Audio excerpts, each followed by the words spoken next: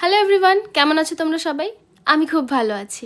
অনেকদিন বাদে ভিডিও দিচ্ছি বটে, কিন্তু তারও একটা কারণ আছে। গেছিলাম কাশ্মীর, তারও ব্লগ আসবে খুব শিগগিরই। আপাতত এই ভিডিওটা অনেক আগে করা ছিল, সেটাই আজকে শেয়ার করছি। এর আগে শেয়ার করেছিলাম রুই পোস্ত, তারপরে বানিয়েছিলাম ধনিয়া পমফ্রেট। একটু অন্যরকম।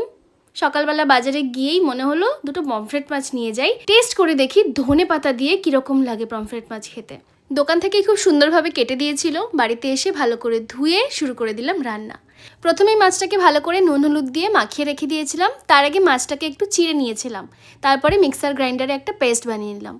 ধনে পাতা, লঙ্কা, কাঁচা লঙ্কা, রসুন, আদা, একটু জিরে পরিমাণ মতো আর একটু গোলমরিচ ভালো করে একটা পেস্ট বানিয়ে নিয়ে সেই পেস্টটা মাছটার গায়ে ভালো করে মাখিয়ে নিলাম। তারপরে রেখে দিয়েছিলাম প্রায় ঘন্টাখানেক।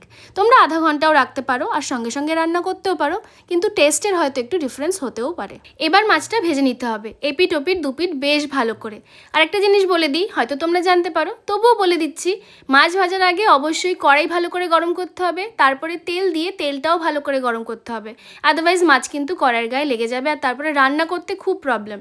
প্রথমে তেল দিয়ে মাছটাকে ভালো করে ভেজে নিলাম। আচ্ছা, বলতে ভুলে গেছিলাম যে আমি যে পেস্টটা বানিয়েছিলাম সেই পেস্টটার হাফ দিয়ে আমি মাছটাকে ম্যারিনেট করেছিলাম আর হাফ রেখে দিয়েছিলাম গ্রেভি বানানোর জন্য। মাছটা ভাজা হয়ে গেলে সেই তেলেই দিয়ে দিলাম একটু গোটা গরম মশলা, মানে ওই একটু দারচিনি, লবঙ্গ আর এলাচ। তারপরে দিয়ে দিলাম গ্রেভিটা দিয়ে ভালো করে কষিয়ে নিলাম। তারপরে দিয়ে দিলাম দই, একটু ফ্যাটানো দই। এই দুটো মাছের জন্য আমি 1 চামচ দই ভালো করে ফেটিয়ে নিয়েছিলাম। তারপর ভালো করে কষিয়ে নিতে হবে আর একটু তেল ছেড়ে গেলেই দিয়ে দিতে হবে সামান্য জল। আমি দিয়েছিলাম মিক্সার গ্রাইন্ডারের যে জারে আমি পেস্টটা বানিয়েছিলাম সেই জারটা ধোয়া জল। তারপরেই দিয়ে দিলাম মাছ দুটো। একটু মাখো মাখো হবে, মাছ দুটো এপিট ওপিট মশলাটা মাখিয়ে নিয়ে একটু ঢাকা চাপা দিয়ে রান্না করতে হবে।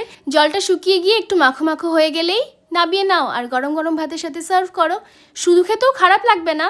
আমার কিন্তু খুব ভালো লেগেছে এই নতুন স্বাদের ধনিয়া পমফ্রেট। আমি তো বলবো তোমরা এই রেসিপিটা অবশ্যই বাড়িতে একদিন ট্রাই করো আর করে আমাকে জানিও কেমন লাগলো, কমেন্টে জানিও কিন্তু। আর এই ভিডিওটা কেমন লাগলো সেটাও জানিও। আর যাওয়ার আগে ভিডিওটাতে একটা লাইক করে দিও যদি ভালো লাগে, আর চ্যানেলটা সাবস্ক্রাইব করতে একদম ভুলো না। আর কাশ্মীরের ব্লগ কিন্তু খুব শিগগিরই আসছে, তাই সাবস্ক্রাইবটা অবশ্যই করো। বাই।